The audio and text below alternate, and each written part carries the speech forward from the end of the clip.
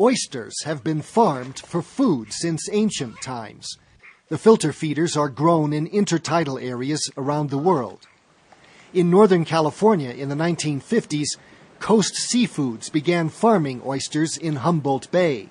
For years, it paved the bay bottom with oyster shells to grow seed, hydraulically harvesting oysters when they matured. In the old days, this piece of shell was just scattered out in the mud. So if it had oysters on both sides of the shell, all the oysters that ended up, or all the babies that ended up in the mud died, and all the ones on the top would make it. But the practice damaged ecologically important eelgrass that supports birds and aquatic life. Oyster predators like bat rays were killed in large numbers.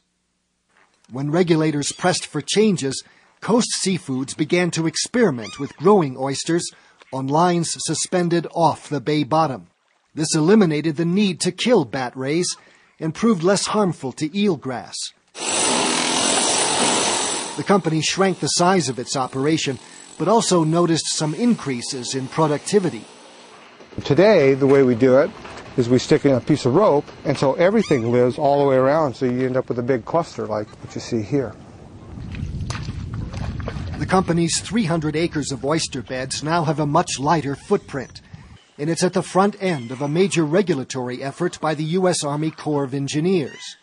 While working in Humboldt Bay, the Corps recognized that oysters improve water quality and other aquatic functions, and it's now developing a nationwide permitting process for all existing shellfish operations.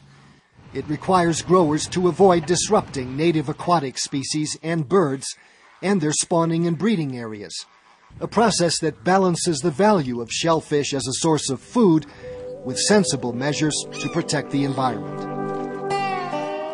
For This American Land, I'm Gary Stryker.